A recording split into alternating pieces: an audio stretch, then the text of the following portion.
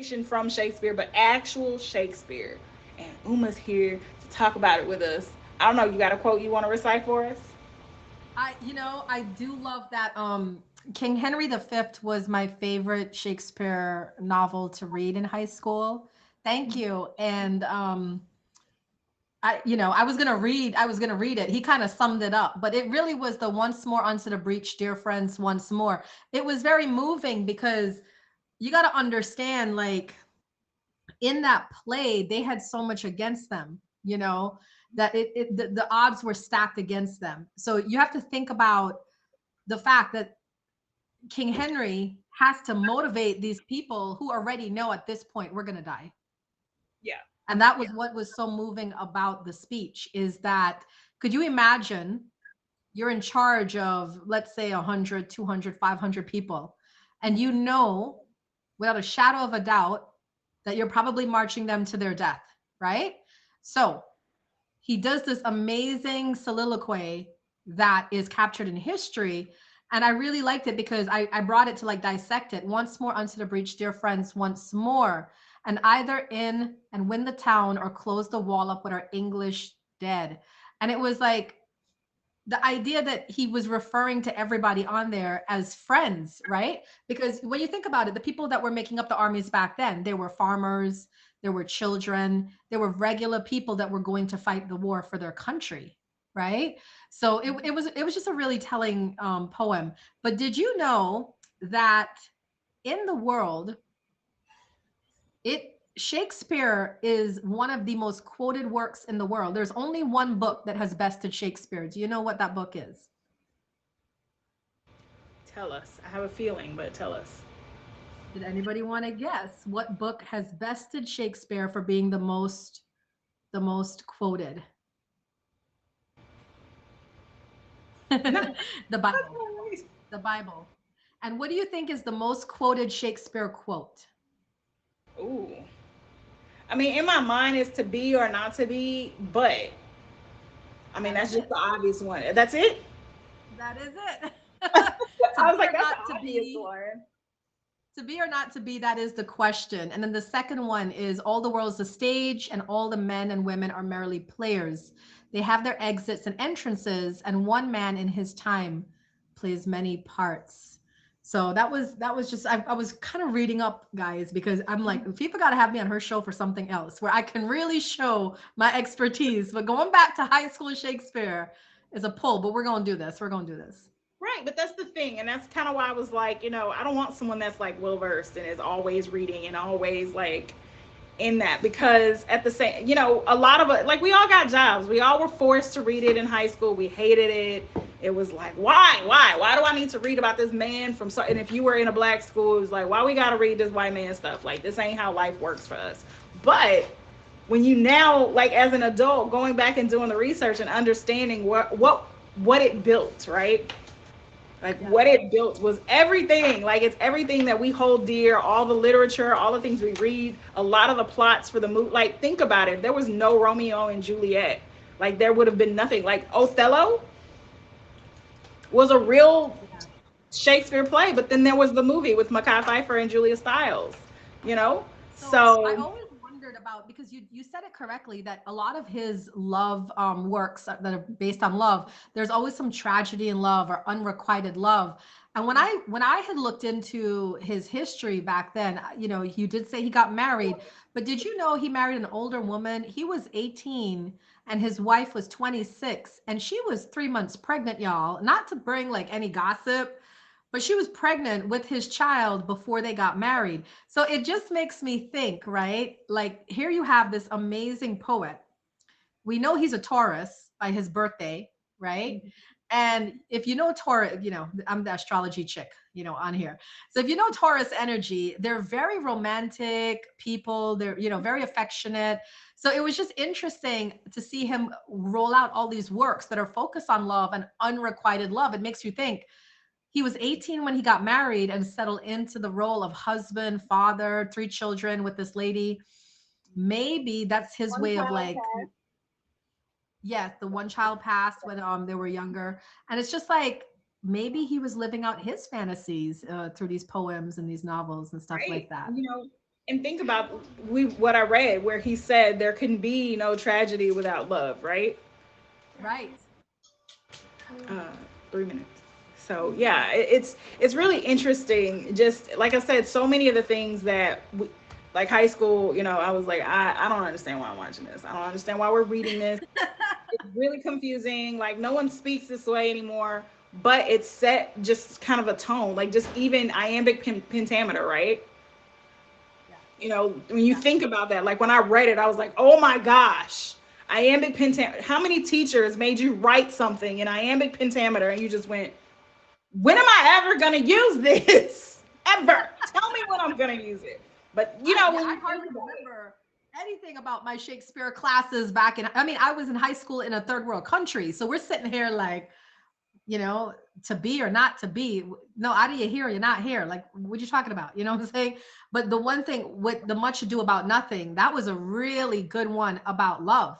Because as you summed it up for everybody, it was basically these two people innocently fell in love, and then it was the drama of other people interfering, involving themselves in the lives of these two people. Where have you seen that before?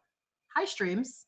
Hi, all of you in the comments that are all of a screens, sudden looking reality for some like TV, like I'm watching everywhere. this The Much Ado About Nothing, watching the clips of the play that we just saw.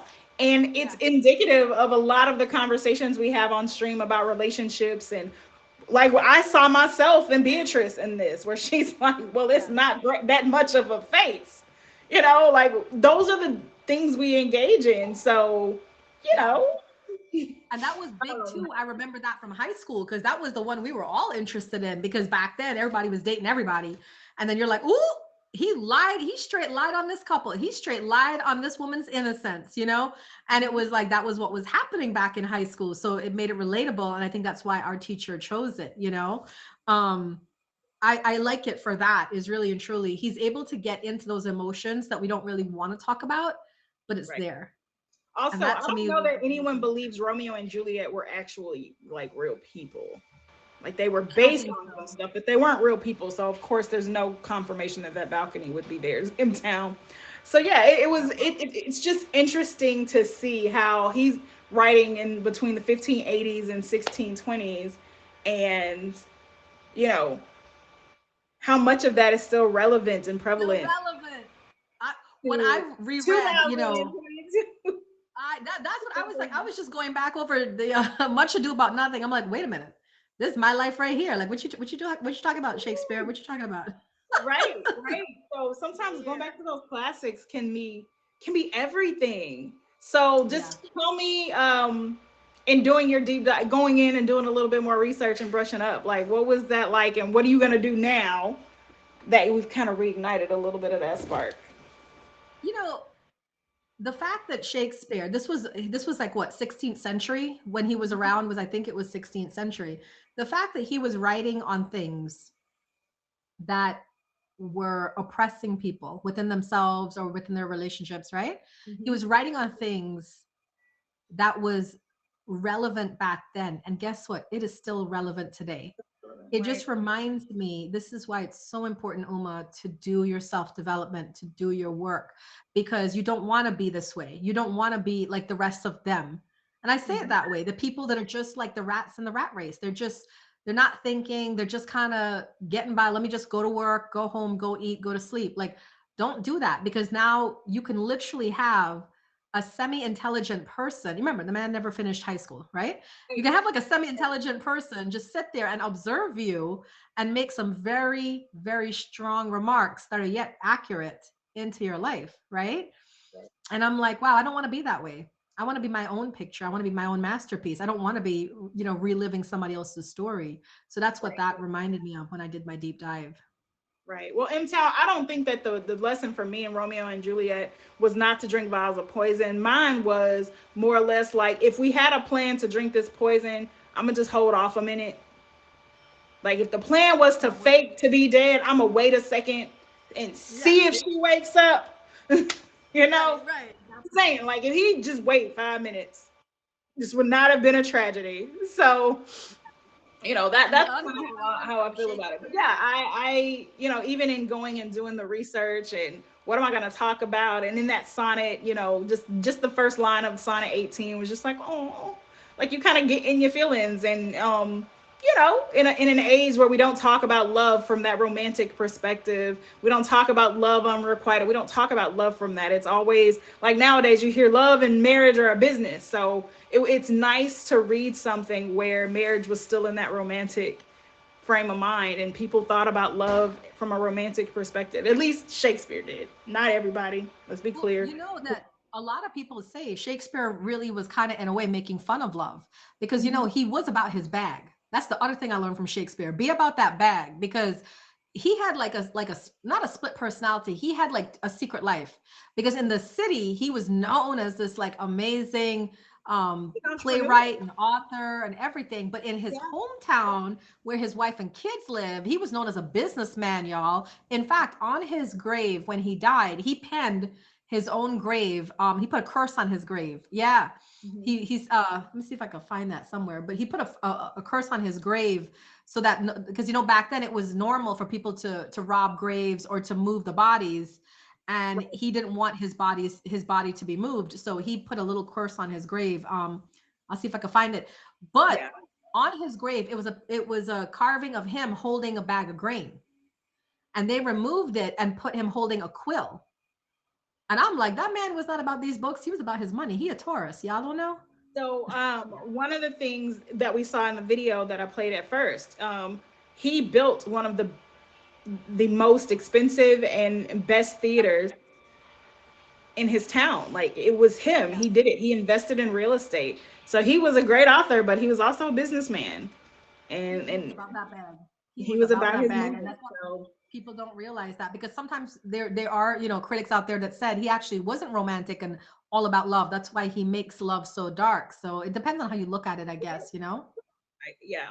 So, thank you for being here, Uma. Thank you for bringing your Shakespearean expertise here. This was a lot of fun. It's fun going in and doing research about something you haven't looked at in decades. I'm gonna go with it. Years.